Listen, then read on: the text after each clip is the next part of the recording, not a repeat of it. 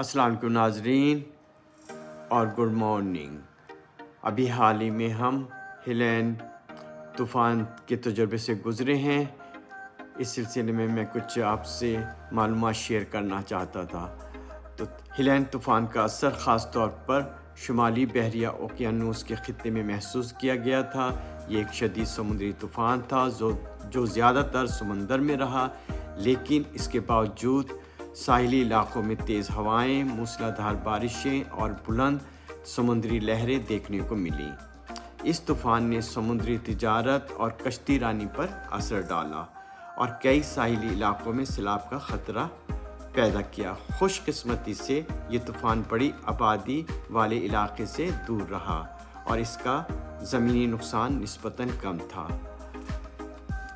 ये तो इसका असर था। अब मैं आपसे कुछ हरिकेन या इस किस्म के तूफ़ान, जो ये तूफ़ान किस तरह आते हैं, इस सिलसिले में आपसे कुछ मालूमात शेयर करना चाहता हूँ,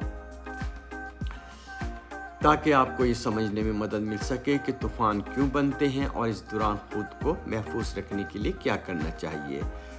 तूफ़ान बनने की 10 आम वजूहात। गर्म समुद्री पानी।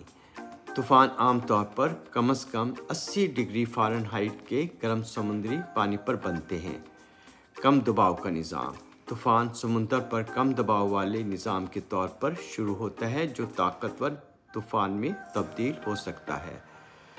नमी। समुद्र की नम हवा तूफ़ान के लिए ईंधन फराहम करती है और इसे मजबूत करती है। नंबर 4 पे आ जाता है हवा के नमूने। मुख्तलिफ सतहों पर हवा की रफ्तार और सिमत में तब्दीलियाँ तूफ़ान की तरक्की में मदद करती हैं। इस्तिवाई लहरें। तूफ़ान का अक्सर अफ्रीका के साहिल से अटलांटिक में आने वाली इस्तिवाई लहरों से शुरू होते हैं।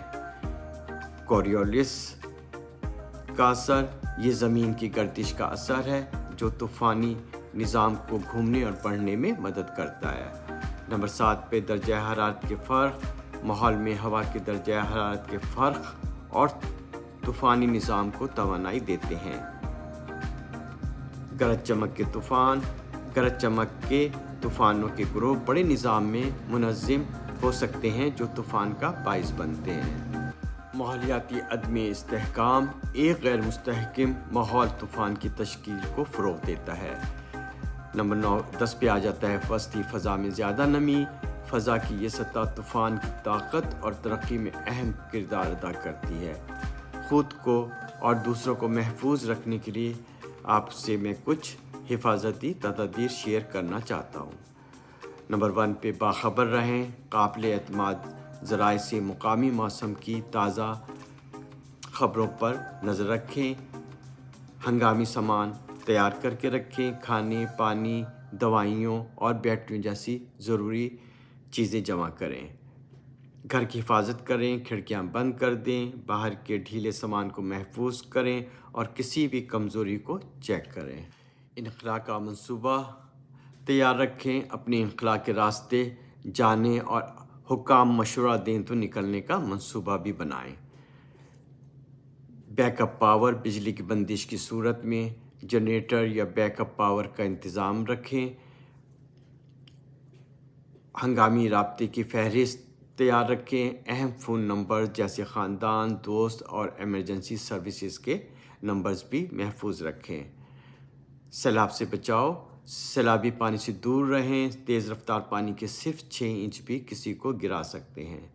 घर के अंदर रहें। अगर तूफ़ान करीब है तो अंदर ही रहें और खिड़कियों दरवाज़ों से दूर रहें और उनको बंद करके रखें। सिर्फ ज़रूरत पड़ने पर गाड़ी चलाएं और कभी सैलाबी सड़कों से ना गुज़रें। पड़ोसियों की मदद करें। बुज़ुर्ग या कमज़ोर पड़ोसियों की खैरियत मालूम करें ताकि वो महफूज रहें और उनके पास ज़रूरी चीज़ें हों। बहुत बहुत शुक्रिया और याद रखें, ख़ुद को और अपने प्यारों को महफूज रखें।